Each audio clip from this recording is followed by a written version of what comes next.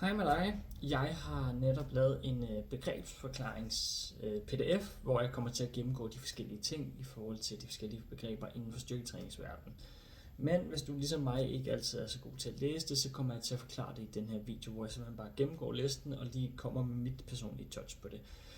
DB, det står for dumbbell, altså håndvægte, og den er rimelig simpel. Så er der BB, det står for barbell, altså en vægtstang.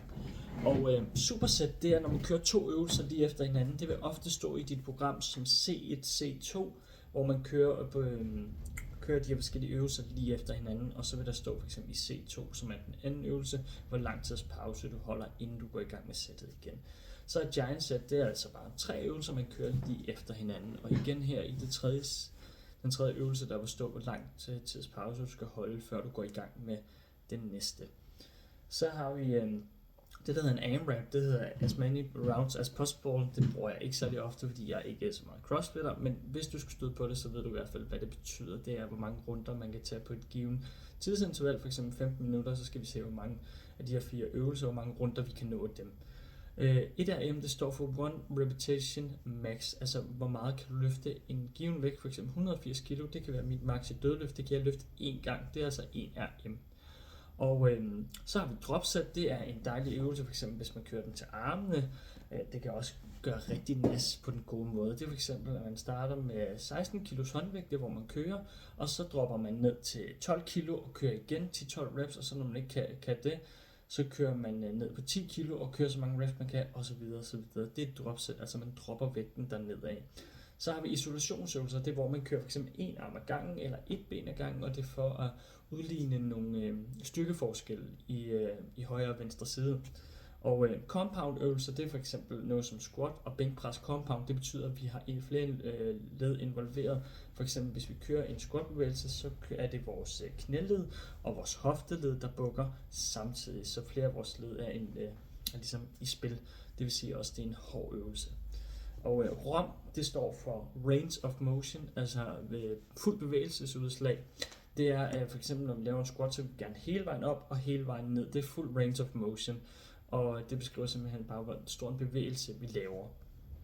RAN, R-A-N, det står for rest as needed, og det betyder, at når jeg skriver det, så betyder det, at du skal holde den pause, du føler, du har brug for, så det ikke er din krop, altså cardio, sådan kredsløbet, der ikke kan mere, du står stadig og puster, inden du skal i gang, men altså det er musklerne, vi udtrætter, så du skal være klar, have en god vejrtrækning af det hele, inden du er i gang med øvelsen igen, så du ikke er helt basket. Så har vi RIR, det står for reps in reserve. Det er for eksempel, hvis jeg skriver RIR 5, så er det for eksempel, at du skal køre en øvelse 12 gentagelser, så skal du føle, at du kan godt tage 5 gentagelser mere. Det er man gået lidt væk fra, fordi selv os personlige trænere, der har trænet mange år, vi synes, det er svært at mærke, fordi nu bliver vi presset af den rigtige coach, så vi vil ofte kunne tage mere, end vi lige regner med.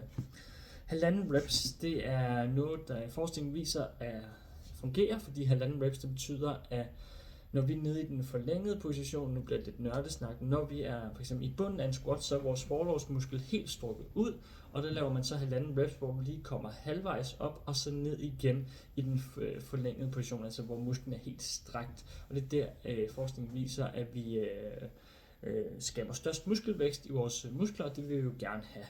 Og det er en rigtig led øvelse, men den er rigtig effektiv, fordi man bliver også tvunget til at komme ned i kilo. Så har vi de forskellige grebstyper. Der kan man holde neutral. Det er fx ligesom når du går med din indkøbspose, der har du håndfladen ind mod hinanden. Så kan du have et supineret, det er altså hvor du har håndfladen ind mod dig selv, hvor du holder sådan her. Så du kan have et proneret greb, hvor du har håndfladen væk fra dig selv, hvor du gør sådan her. Og så er der også en guide her til, hvornår man skal øge vægten. For eksempel hvis jeg har skrevet, at du har et med reps interval fra 8 til 10 gentagelser, skal du køre. Der starter du den første uge med for eksempel at køre den vægt, du kan køre 8 gange, og så stille og roligt bliver du stærkere og stærkere og bygger dig op til, nu kan jeg tage 10 gange, som er det interval, du arbejder indenfor. Så og sådan bliver du ved, så når du kommer op og kører de 10, og teknikken, den kører sgu ikke helt så godt, så fokuserer du på, at teknikken den skal være god og det hele, og igen, en progression, altså hvor du bliver bedre, det er også, at du har mere kontrol den ene uge, og de kører lidt mere smooth og det hele, og så går du ned og kører 8 reps igen, fordi du så stiger i vægt den kommende uge. Ja, det blev sådan en 5 minutter lang video det her. Jeg håber ikke, at jeg tabte undervejs, og jeg håber, det giver mening, og ellers så skriver du bare. Vi ses.